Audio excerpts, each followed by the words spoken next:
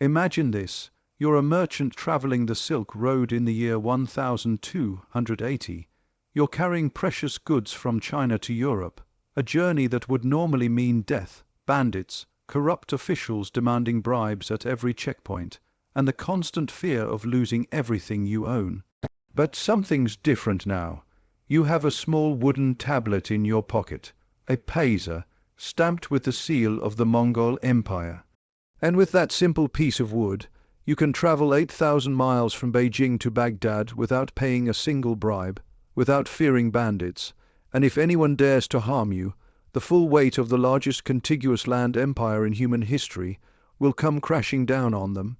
Welcome to the world created by a man who started with nothing, a world that would connect East and West like never before, a world built by Genghis Khan and the Mongol Empire.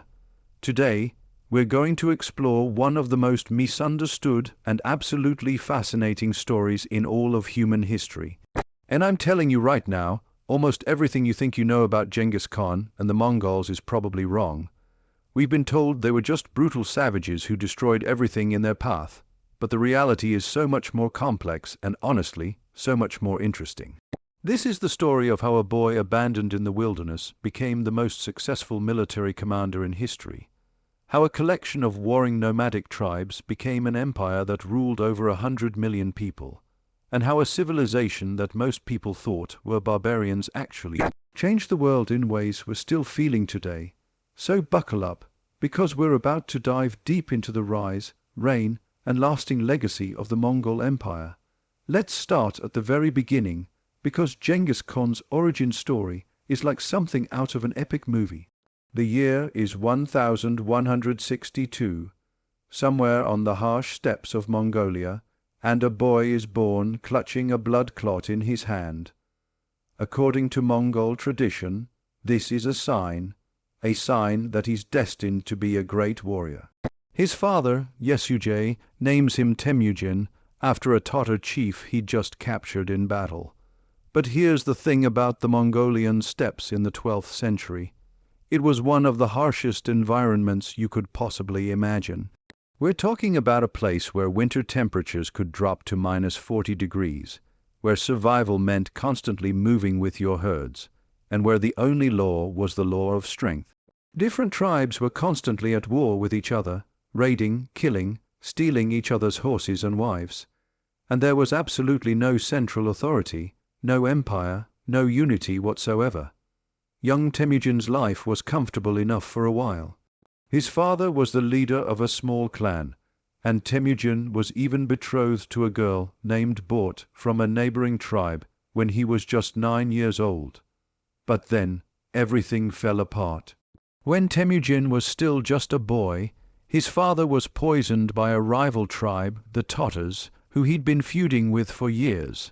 And this is where the story gets brutal, because in Mongol society, when the leader died, you were only as strong as your current position. Temüjin's family, suddenly without protection, was abandoned by their own clan. Think about that for a second. His own people, the people his father had led, just left them to die on the steppes. His mother, Holan, was left alone with 7 young children and no support in one of the most unforgiving environments on earth. They survived by eating wild plants, marmots, and fish, basically anything they could find. They were outcasts living in poverty and constantly under threat. And here's where we see the first glimpse of what Temüjin would become, because when one of his half-brothers, Börte, started acting like he was in charge and taking food from the family, Temüjin and his full brother hunted him down and killed him. Yeah, we're talking about a teenager killing his own half-brother. His mother was furious, but Temüjin had made his point. He would not be pushed around, not by anyone, but the troubles weren't over. A rival clan, the Temüjin, worried that this young boy might grow up to seek revenge for his father, captured Temüjin and put him in a wooden collar, basically a mobile prison designed to humiliate and eventually kill him. Most people would have died there, but Temüjin escaped with the help of a sympathetic guard and made his way back to his family. By the time he was in his late teens, Temüjin had experienced betrayal, abandonment, starvation, and enslavement. He had every reason to just give up, to fade into obscurity on the steppes. But instead, these experiences forged him into something else entirely. They taught him that loyalty was everything, that blood ties meant nothing if people wouldn't stand by you, and that in this world you either dominated or you were destroyed. These weren't just lessons. They became the core principles that would guide him in building the largest land empire the world had ever seen. Now, Temüjin's rise to power is a masterclass in strategy, charisma, and absolutely ruthless determination. His first major move was to marry Börte, the girl he'd been betrothed to as a child. This wasn't just about love. This was a strategic alliance that brought him connections and some much-needed legitimacy. But right after the wedding, another rival tribe, the Merkits, raided his camp and kidnapped Börte. They did this as revenge because years earlier Temüjin's father had stolen his mother from the Merkits. So this was payback, an eye for an eye on the brutal steppes of Mongolia. This is where Temüjin showed his genius for coalition building. He couldn't rescue Börte alone, so he went to two powerful figures for help.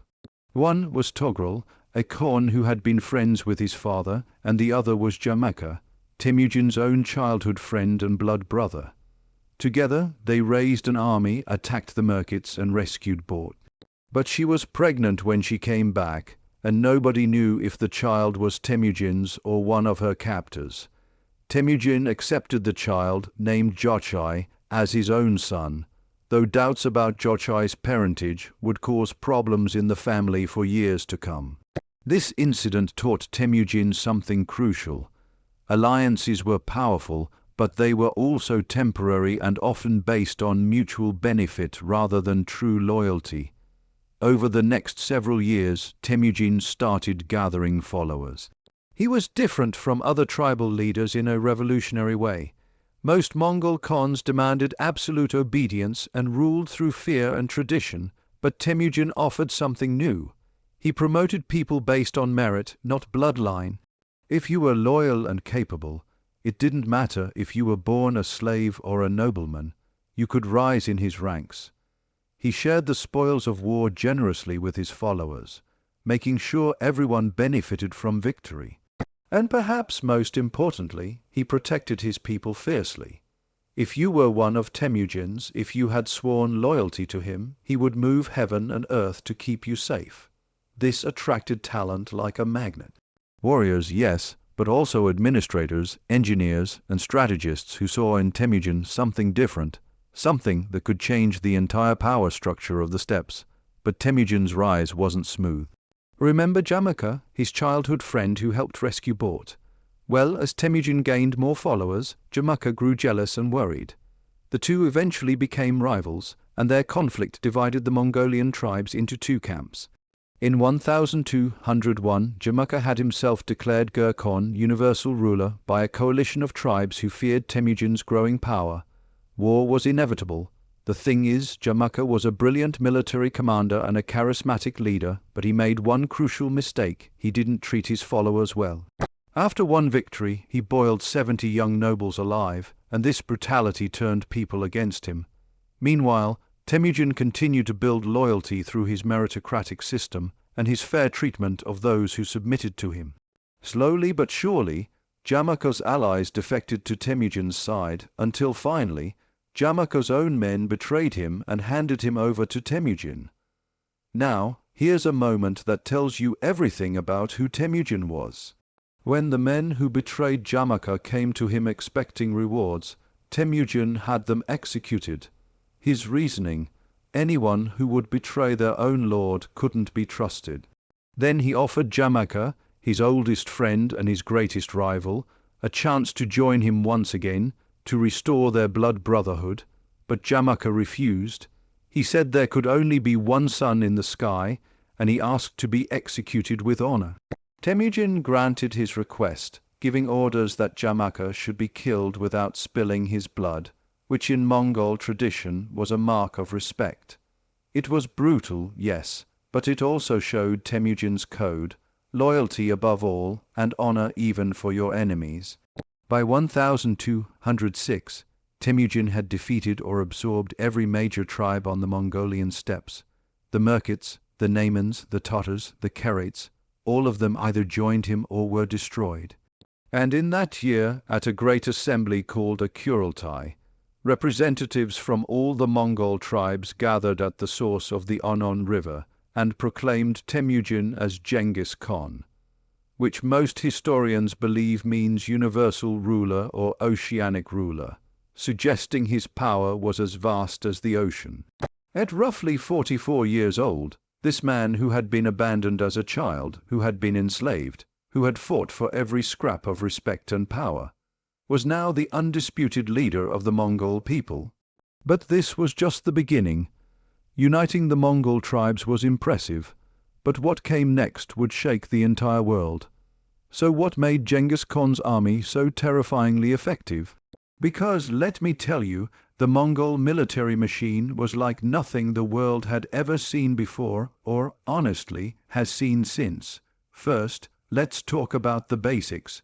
Every Mongol warrior was essentially born in the saddle. Mongol children learned to ride horses before they could properly walk, and by the time they were teenagers, they could shoot arrows with deadly accuracy while riding at full gallop. Each warrior typically had multiple horses, sometimes 4 or 5, which meant they could ride much farther and faster than any other army, because when one horse got tired, they'd simply switch to another. This gave them incredible strategic mobility. While European knights were lumbering around in heavy armor and armies were moving maybe 10 or 15 miles a day, Mongol forces could cover 60, 70, even 100 miles in a single day. But it wasn't just about speed and horsemanship. Genghis Khan organized his military with a brilliance that modern military academies still study today. He used a decimal system. Groups of 10 warriors formed an arban. 10 arbans formed 100. Strong Jaghan. 10 Jaghuns formed 1,000. Strong Mingan. And 10 Mingans formed a tumen of 10,000. Each unit had clear leadership and responsibilities, and this structure allowed for incredible flexibility.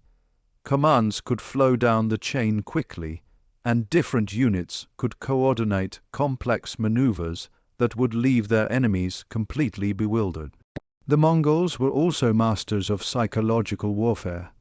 Before they even attacked a city, they would spread terror through the surrounding regions, making sure everyone heard about what happened to those who resisted. And what happened to those who resisted was not pleasant. If a city surrendered immediately, Genghis Khan was often surprisingly merciful. He'd leave the political structure largely intact, demand tribute, but otherwise let people continue their lives. But if a city resisted, even for a little while, the Mongols would make an example of it. They would slaughter the population, destroy the buildings, sometimes even divert rivers to wash away any trace that a city had existed. Was this barbaric? Absolutely, but it was also coldly strategic.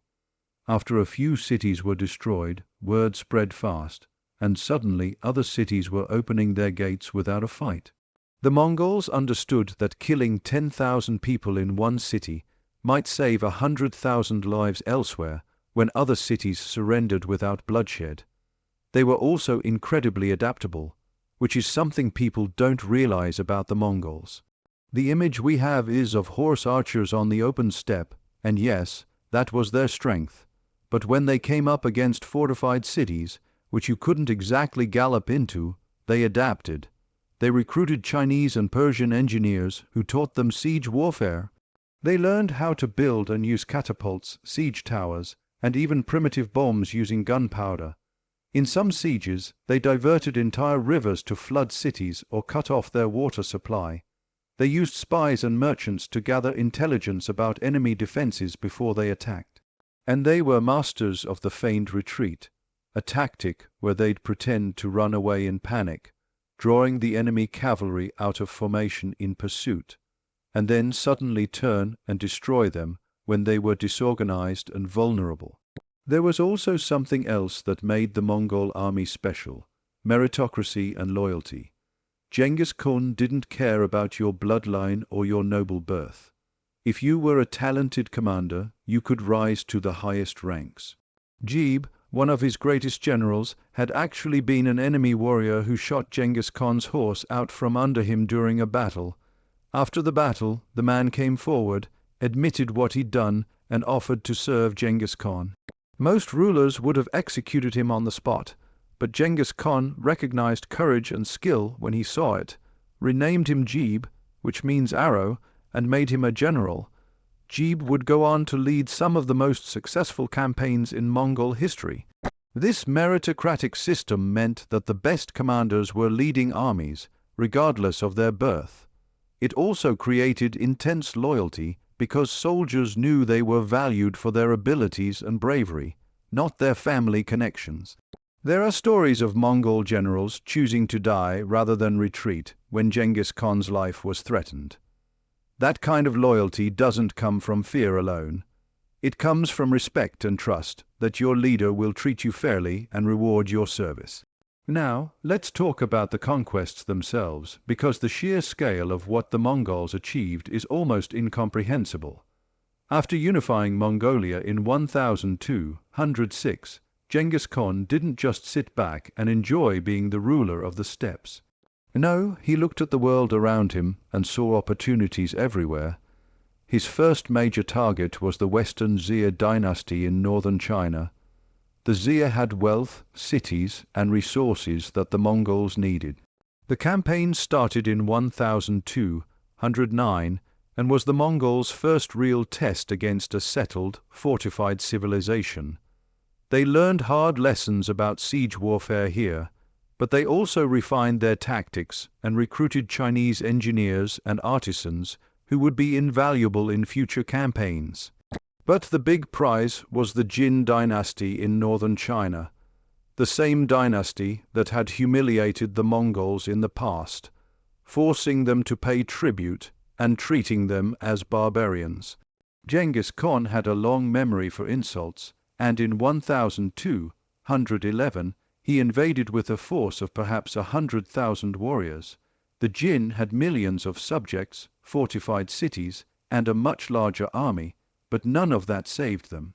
The Mongols used their superior mobility to avoid pitched battles against larger Jin forces, instead raiding deep into Jin territory, destroying supply lines, and besieging cities one by one.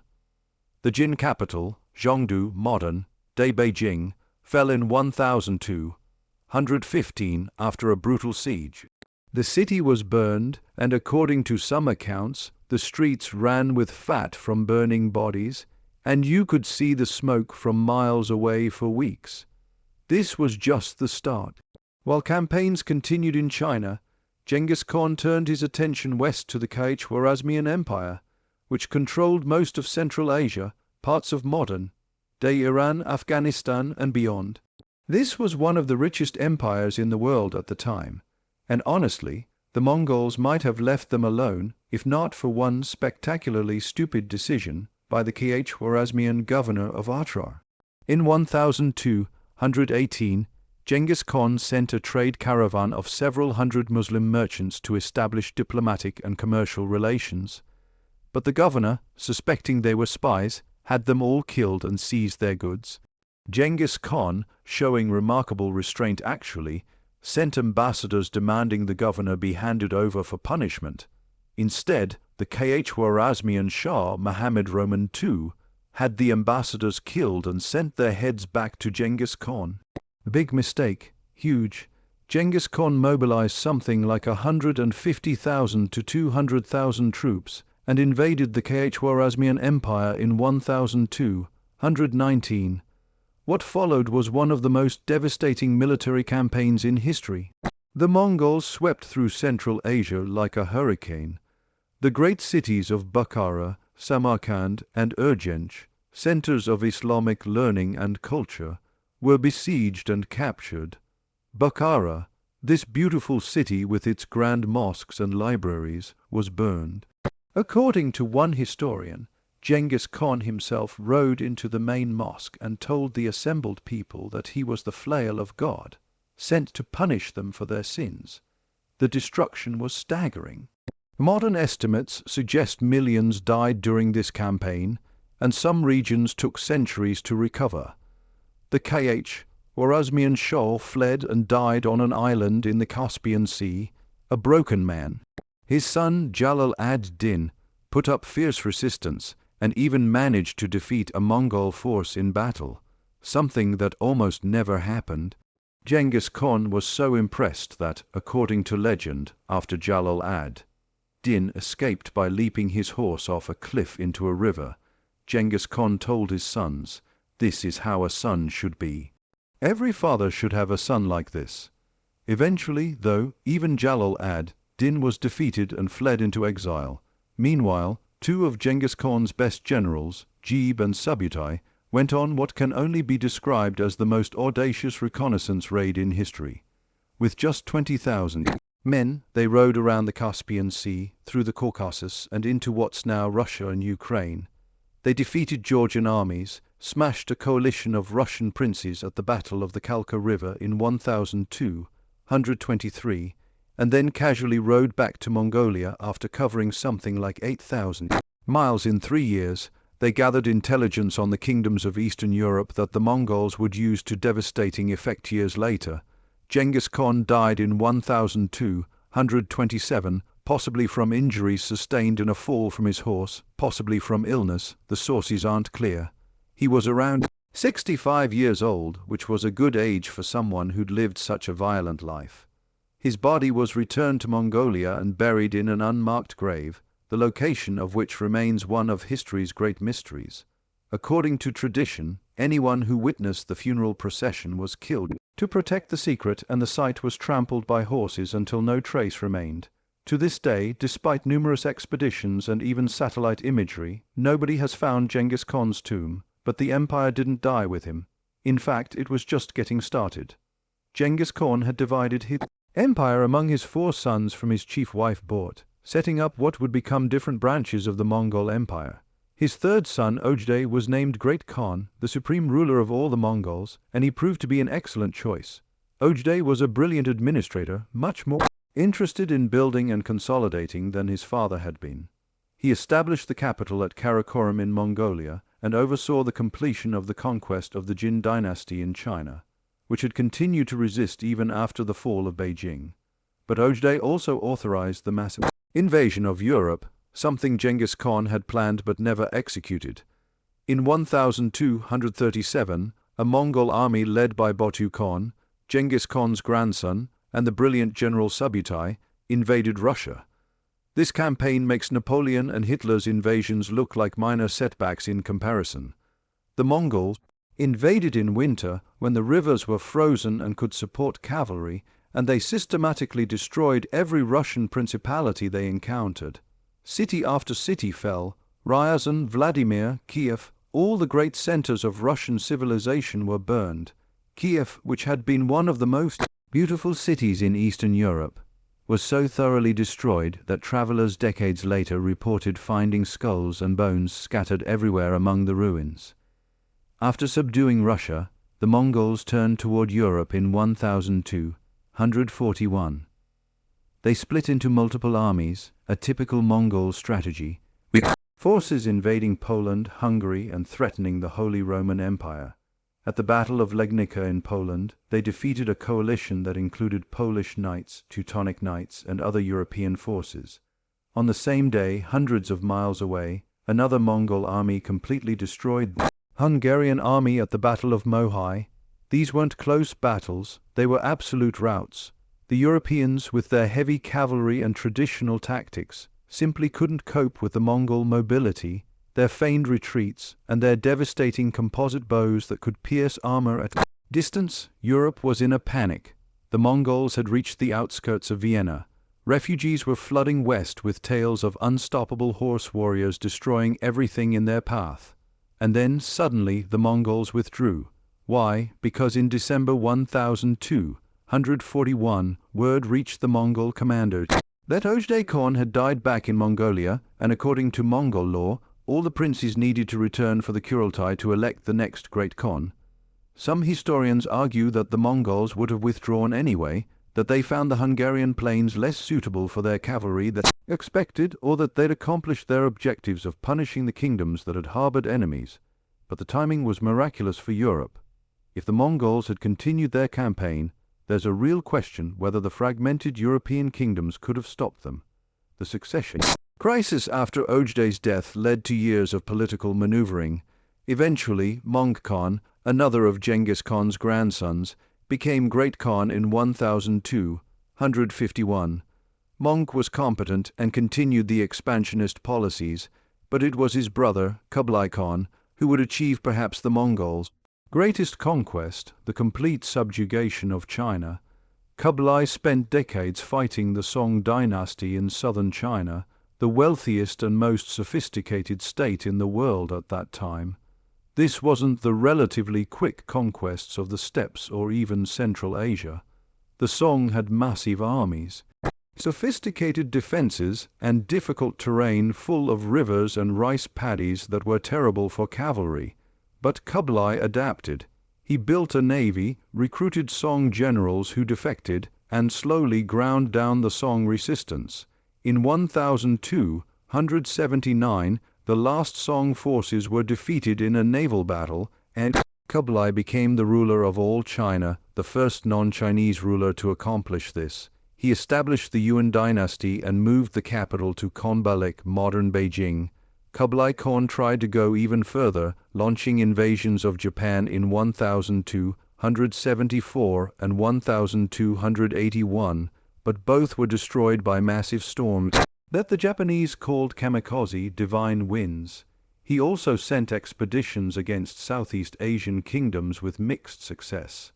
At its greatest extent, around 1279, the Mongol Empire covered over 9 million square miles, stretching from Korea to Hungary, from Siberia to the Indian Ocean.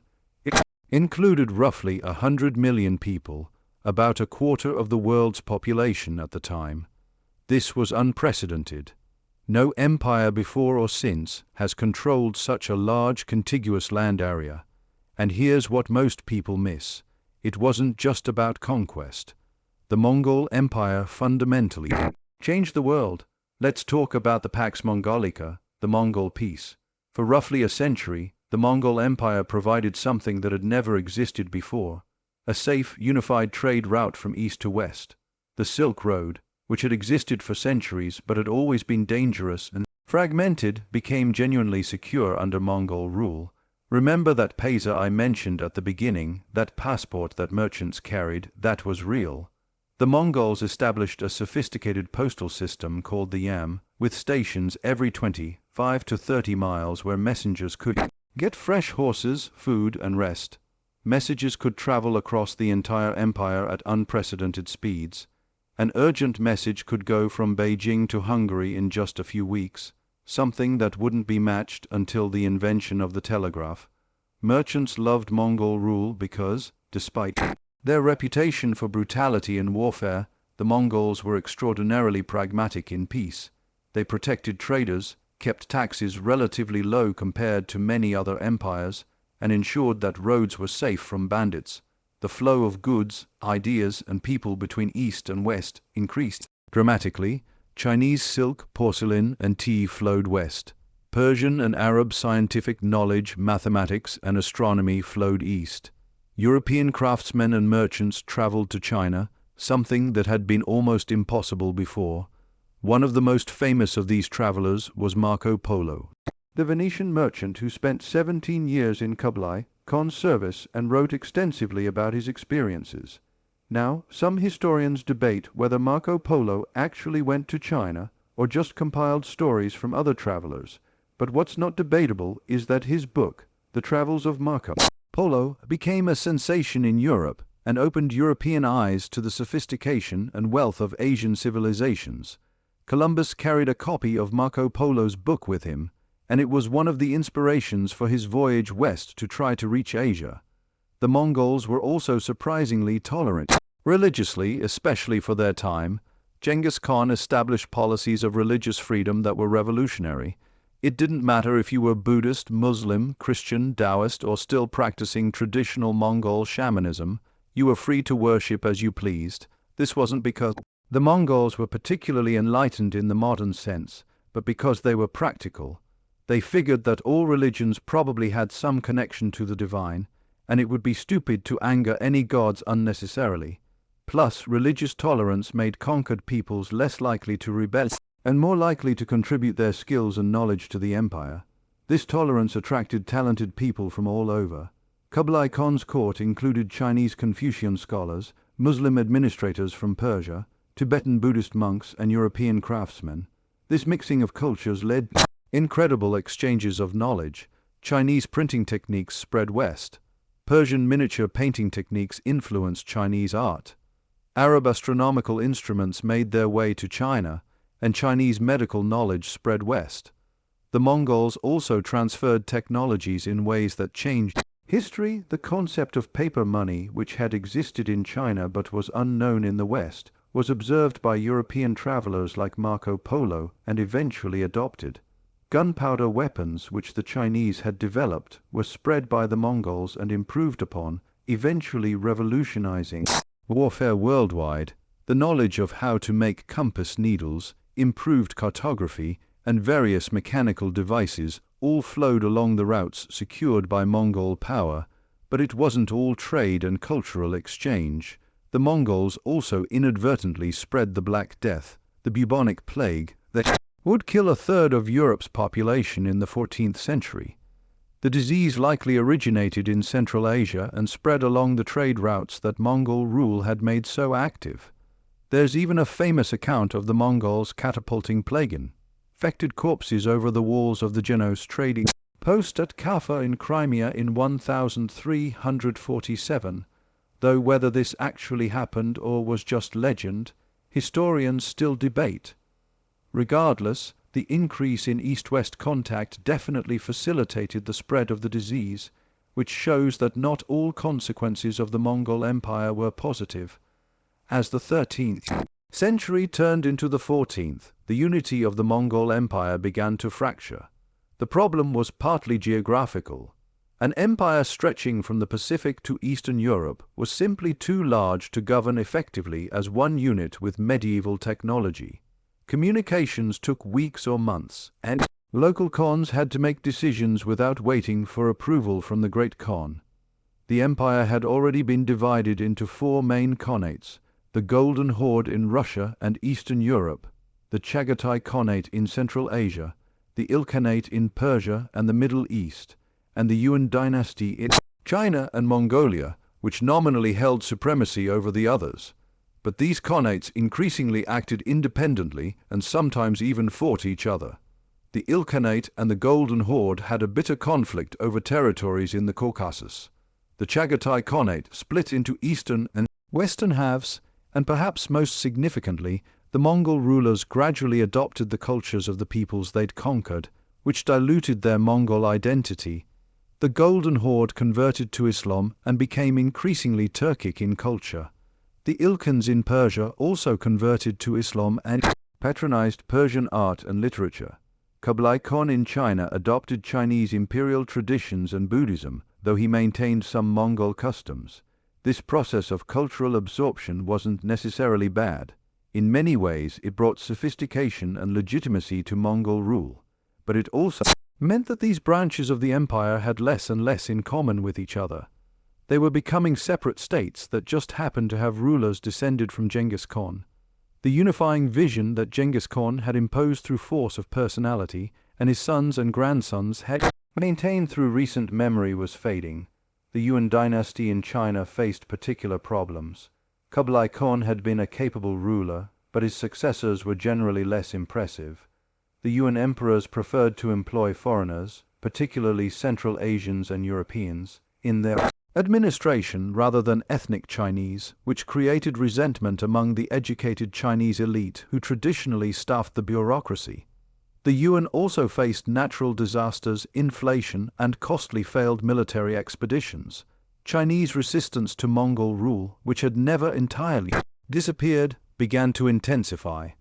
By the 1350s and 1360s, rebellions were breaking out across China. Various rebel groups, some with millenarian religious beliefs, others just opportunistic warlords, fought each other as much as they fought the Yuan. One of these rebels was a peasant of absolutely humble origins named Zhu Yuanzhang, who would eventually unite the rebel factions and drive the Mongols out of China. In 1368, his forces captured Konbalik, and the Yuan court fled north to Mongolia. Zhu Yuanzhang established the Ming Dynasty, and for the first time in nearly a century, China was ruled by ethnic Chinese again. This year, 1368, is often given as the end date for the Mongol Empire, though that's somewhat arbitrary. The Mongols continue to rule Mongolia and parts of northern China for decades, and the various successor khanates continue to exist. The Golden Horde survived until it fragmented in the 15th century into various smaller khanates. The Chagatai Khanate persisted in various forms until the 16th century. The Ilkhanate had already collapsed earlier in the 14th century, splitting into various regional dynasties. But the unified empire, the vast territory ruled by the descendants of Genghis Khan, was effectively over by the late 14th century. So what's the legacy of all this? How do we understand the Mongol Empire and its impact on world history?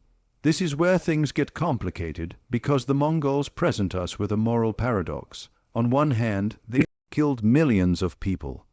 The destruction they wrought on some regions was so complete that populations didn't recover for centuries. The great cities of Central Asia, the irrigation systems of Persia, the cultural centers of the Islamic world, all suffered catastrophic damage. Some historians estimate that the Mongol conquests killed 40 million people in an era when the world population was only about 400 million. That's a genocide on a scale that's almost incomprehensible. But on the other hand, the Mongol Empire also connected the world in unprecedented ways.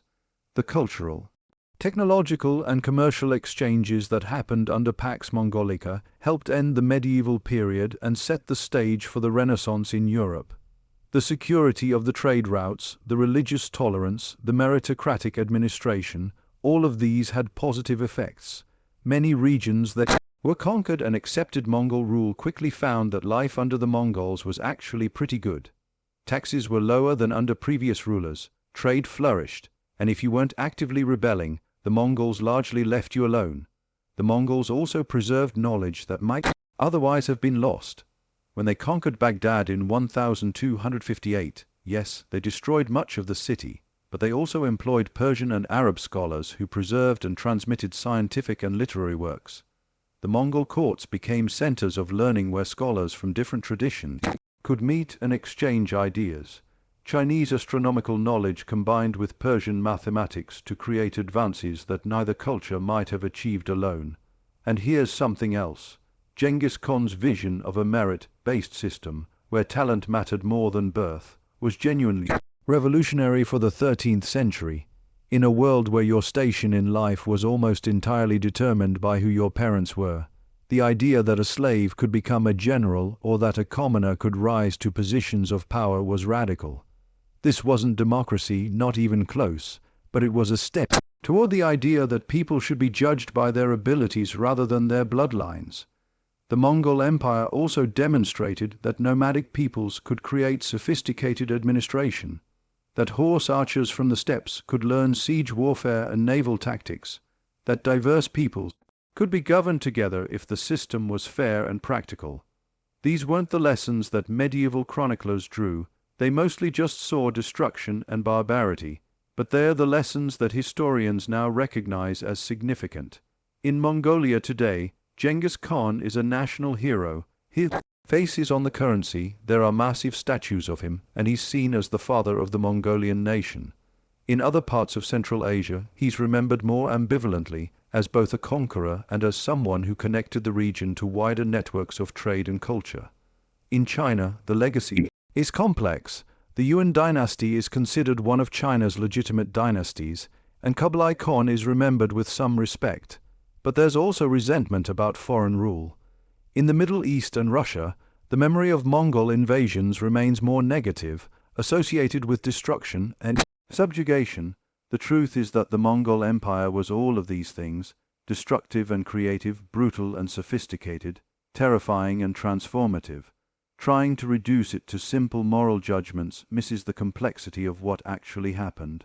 What we can say with certainty is that Mongol Empire changed the world. It altered the political landscape of Asia and Europe in ways that would influence events for centuries.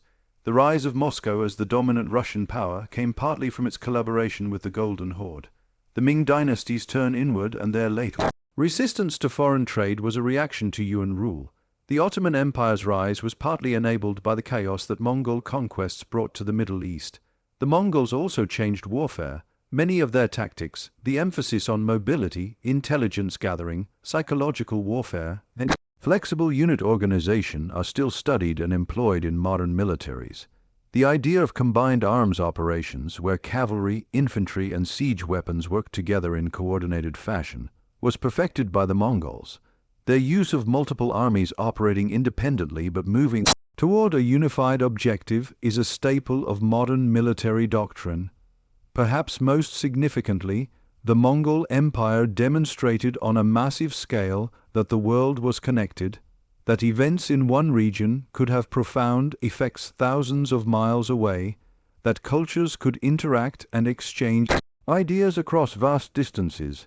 This wasn't new. The Silk Road had existed for over 1,000 years, but the scale and intensity of connections under Mongol rule were unprecedented. In a sense, the Mongol Empire was a preview of globalization, showing both its potential benefits and its dangers. So, where does this leave us? How should we remember Genghis Khan and the empire he founded?